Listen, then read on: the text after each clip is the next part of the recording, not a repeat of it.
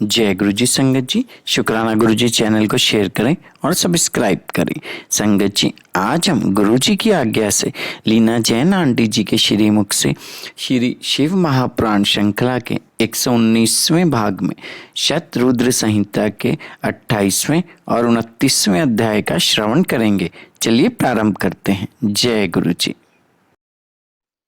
जय गुरु जी। संगत जी, गुरु जी महाराज की असीम कृपा और आशीर्वाद से आज हम श्री शिव महापुराण की शतरुद्र संहिता के 28वें अध्याय की वांछना करने जा रहे हैं। ओम नमः शिवाय, शिवजी सदा सहाय। ओम नमः शिवाय, गुरु जी सदा सहाय। भगवान शिव का यतिनाथ एवं हंस नामक अवतार।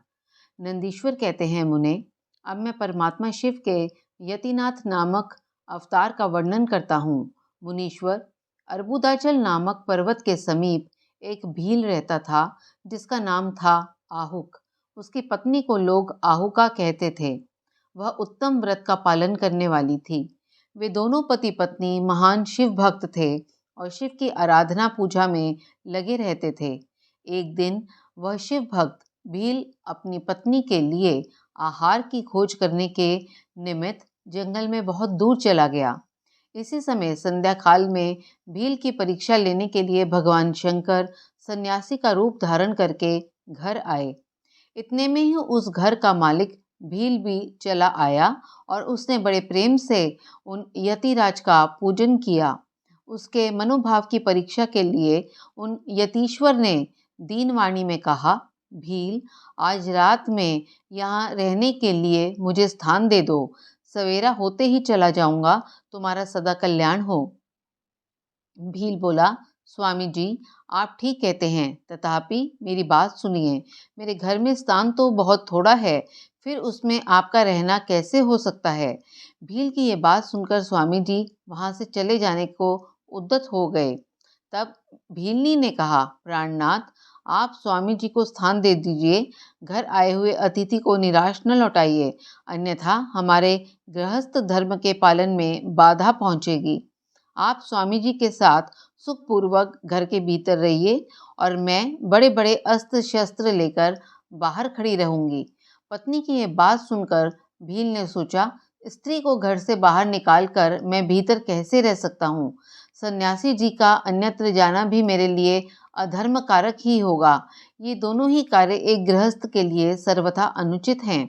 अतः मुझे ही घर के बाहर रहना चाहिए। जो होनहार होगी वह तो होकर ही रहेगी। ऐसा सोच आग्रह करके उसने स्त्री को और सन्यासी जी को सानंद घर के भीतर रख दिया और स्वयं वह भील अपने आयुध पास रखकर घर के बाहर खड़ा हो गया। रात में जंगली क्रूर एवं हिंसक पशु उसे पीड़ा देने लगे। उसने भी यथाशक्ति उनसे बचने के लिए महान यत्न किया। इस तरह यत्न करता हुआ वह भील बलवान होकर भी प्रारब्ध प्रेरित हिंसक पशुओं द्वारा बलपूर्वक खा लिया गया। प्रातःकाल उठकर जब यति ने देखा कि हिंसक पशुओं ने वनवासी भील को खा डाला है, तब उन्हें बड़ा दुख हुआ। सन्यासी को दुखी देख भीलनी दुख से व्याकुल होने पर भी धैर्यपूर्वक उस दुख को दबाकर यूं बोली, स्वामी जी, आप दुखी किस लिए हो रहे हैं। इन भीलराज का तो इस समय कल्याण ही हुआ। ये धन्य और कृतार्थ हो गए जो इन्हें ऐसी मृत्यु प्राप्त हुई। मैं चिता की आग में जलकर इनका अनुसरण करूंगी। आप प्रसन्नता पूर्वक मेरे लिए एक चिता तैयार कर दें, क्योंकि स्वामी का अनुसरण करना स्त्रियों के लिए सनातन धर्म है। उसकी बात सुनकर सन्यासी जी ने स्वयं चिता तैयार की और भील ने अपने धर्म के अनुसार भीलनी ने उसमें प्रवेश किया।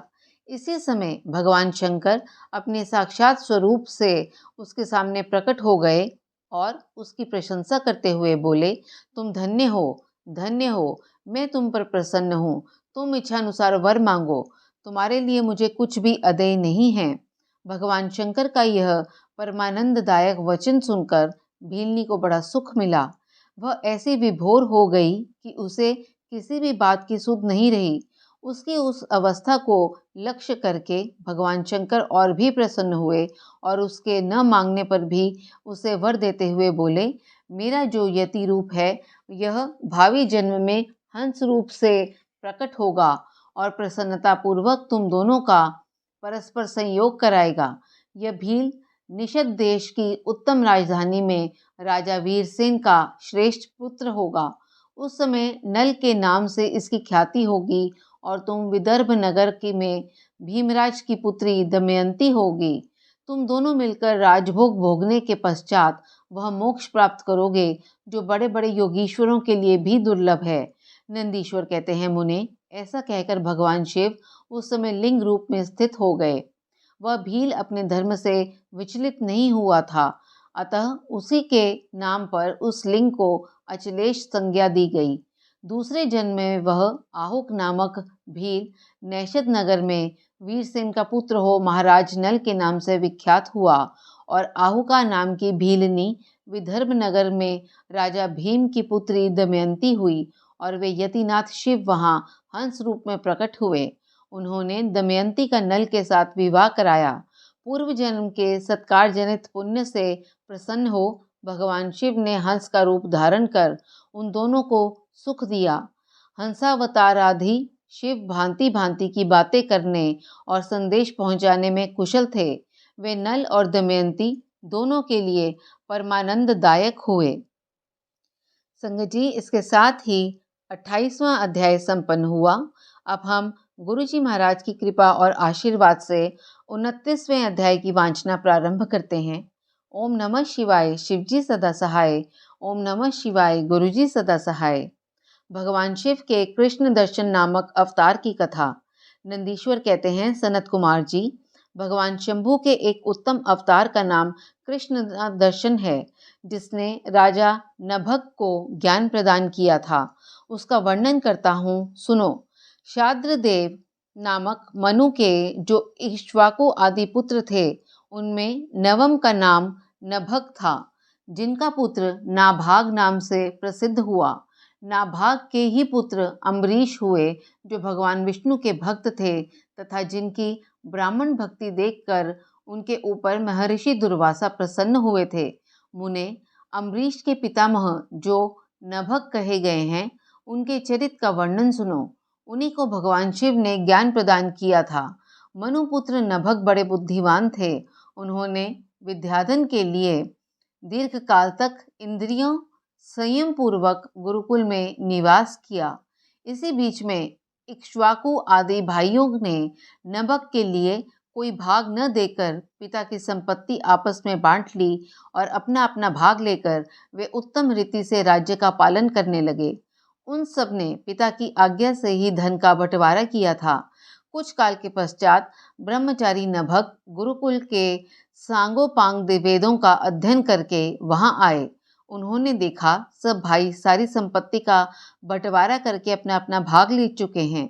तब उन्होंने बड़े स्नेह से दया भाग पाने की इच्छा रखकर अपने इक्ष्वाकु आदि बंधुओं से कहा, भाइयों, मेरे लिए भाग दिए बिना ही आप लोगों ने आपस में सारी संपत्ति का बंटवारा कर लिया, अतः अब प्रसन्नता पूर्वक मुझे भी हिस्सा दीजिए। मैं अपना दया भाग लेने के लिए ही यहाँ आया हूँ। भाई बोले, जब संपत्ति का बंटवारा हो रहा था उस समय हम तुम्हारे लिए भाग देना भूल गए थे। अब इस समय पिताजी को ही तुम्हारे हिस्से में से दे देते हैं, तुम उन्हीं को ले लो, इसमें संशय नहीं है। भाइयों का यह वचन सुनकर नभग को बड़ा विस्मय हुआ। वे पिता के पास जाकर बोला, तात, मैं विद्याधन के लिए गुरुकुल में गया था और वहां अब तक ब्रह्मचारी रहा हूँ। इसी बीच में भाइयों ने मुझे छोड़कर आपस में धन का बंटवारा कर लिया। वहां से लौटकर जब मैंने अपने हिस्से के बारे में उनसे पूछा, तब उन्होंने आपको मेरा हिस्सा बता दिया, अतः उसके लिए मैं आपकी सेवा में आया हूँ। नभग की वे बात सुनकर पिता को बड़ा विस्मय हुआ। शाद्रदेव ने पुत्र को आश्वासन देते हुए कहा, बेटा, भाइयों की उस बात पर विश्वास न करो, वह उन्होंने तुम्हें ठगने के लिए कही है। मैं तुम्हारे लिए भोग साधक उत्तम दाय नहीं बन सकता, तथापि उन वंचकों ने यदि मुझे ही दाय के रूप में तुम्हें दिया है, तो मैं तुम्हारी जीविका का एक उपाय बताता हूँ, सुनो। इन दिनों उत्तम बुद्धि वाले आंगिर सगोत्रीय ब्राह्मण एक बहुत बड़ा यज्ञ कर रहे हैं। उस कर्म में प्रत्येक छठे दिन का कार्य वे ठीक ठीक नहीं समझ पाते, उसमें उनसे भूल हो जाती है। तुम वहां जाओ और उन ब्राह्मणों को विश्वेदेव संबंधी 2 सूक्त बतला दिया करो। इससे वह यज्ञ शुद्ध रूप से संपादित होगा। वह यज्ञ समाप्त होने पर वे ब्राह्मण जब स्वर्ग को जाने लगेंगे, उस समय संतुष्ट होकर अपने यज्ञ से बचा हुआ सारा धन तुम्हें दे देंगे। पिता की यह बात सुनकर सत्यवादी नभग बड़ी प्रसन्नता के साथ उस उत्तम यज्ञ में गए। मुने, वहां छठे दिन के कर्म में बुद्धिमान मनुपुत्र ने वैश्वदेव संबंधी दोनों सूक्तों का स्पष्ट रूप से उच्चारण किया। यज्ञ कर्म समाप्त होने पर वे आंगिरस ब्राह्मण यज्ञ से बचा हुआ अपना अपना धन नभग को देकर स्वर्गलोक को चले गए।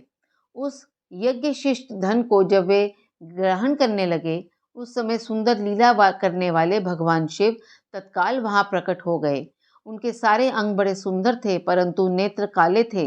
उन्होंने नभग से पूछा, तुम कौन हो जो इस धन को ले जा रहे हो? ये तो मेरी संपत्ति है, तुम्हें किसने यहाँ भेजा है? सब बातें ठीक ठीक बताओ। नभग ने कहा, ये तो यज्ञ से बचा हुआ धन है जिसे ऋषियों ने मुझे दिया है। अब यह मेरी ही संपत्ति है, इसको लेने से तुम मुझे कैसे रोक सकते हो? कृष्ण दर्शन ने कहा, तात, हम दोनों के इस झगड़े में तुम्हारे पिता ही पंच रहेंगे। जाकर उनसे पूछो और वे जो निर्णय देंगे उन्हें ठीक ठीक यहाँ आकर बताओ। उनकी बात सुनकर नभग ने पिता के पास जाकर उक्त प्रश्न को उनके सामने रखा।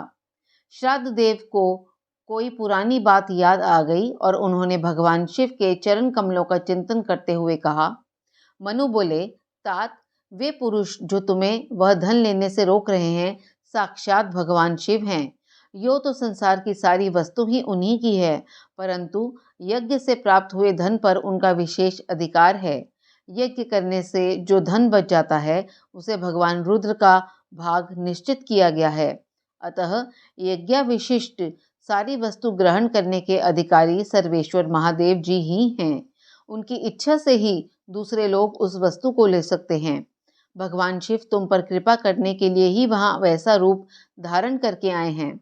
तुम वहीं जाओ और उन्हें प्रसन्न करो, अपने अपराध के लिए क्षमा मांगो और प्रणाम पूर्वक उनकी स्तुति करो। नभग पिता की आज्ञा से वहां गए और भगवान को प्रणाम करके हाथ जोड़कर बोले, महेश्वर, यह सारी त्रिलोकी ही आपकी है, फिर यज्ञ से बचे हुए धन के लिए तो कहना ही क्या। निश्चय ही इस पर आपका अधिकार है, यही मेरे पिता ने निर्णय दिया है। नाथ, मैंने यथार्थ बात न जानने के कारण ब्रह्मवश जो कुछ कहा है, मेरे उस अपराध को क्षमा कीजिए। मैं आपके चरणों में मस्तक रखकर यह प्रार्थना करता हूँ कि आप मुझ पर प्रसन्न हों। ऐसा कहकर नभग ने अत्यंत दीनतापूर्ण हृदय से दोनों हाथ जोड़ महेश्वर कृष्ण दर्शन का स्तवन किया। उधर श्राद्ध देव ने भी अपने अपराध के लिए क्षमा मांगते हुए भगवान शिव की स्तुति की। तदंतर भगवान रुद्र ने मन ही मन प्रसन्न हो नभग को कृपा दृष्टि से देखा और मुस्कुराते हुए कहा। कृष्ण दर्शन बोले, नभग, तुम्हारे पिता ने जो धर्मानुकूल बात कही है वह ठीक ही है। तुमने भी साधु स्वभाव के कारण सत्य ही कहा है, इसलिए मैं तुम पर बहुत प्रसन्न हूँ और कृपा पूर्वक तुम्हें सनातन ब्रह्म तत्व का ज्ञान प्राप्त प्रदान करता हूँ। इस समय यह सारा धन मैं तुम्हें दे दिया, अब तुम इसे ग्रहण करो। इस लोक में निर्विकार रहकर सुख भोगो, अंत में मेरी कृपा से तुम्हें सद्गति प्राप्त होगी। ऐसा कहकर भगवान रुद्र सबके देखते देखते वहीं अंतर्धान हो गए। साथ ही श्राद्ध देव ने भी अपने पुत्र नभग के साथ अपने स्थान को लौट आए। इस लोक में विपुल भोगों का उपभोग करके अंत में वे भगवान शिव के धाम में चले गए। ब्राह्मण, इस प्रकार तुमसे मैंने भगवान शिव के कृष्ण दर्शन नामक अवतार का वर्णन किया है। जो इस आख्यान को पढ़ता और सुनता है, उसे संपूर्ण मनोवांछित फल प्राप्त हो जाते हैं। संगत जी, इसके साथ ही श्री शिव महापुराण की शत्ररुद्र संहिता का 29वां अध्याय संपन्न हुआ। वांचना के दौरान मेरे द्वारा हुई त्रुटियों के लिए मैं गुरुजी महाराज और आप सभी संगत जी से क्षमा प्रार्थी हूँ। जय गुरुजी, शुक्राना गुरुजी।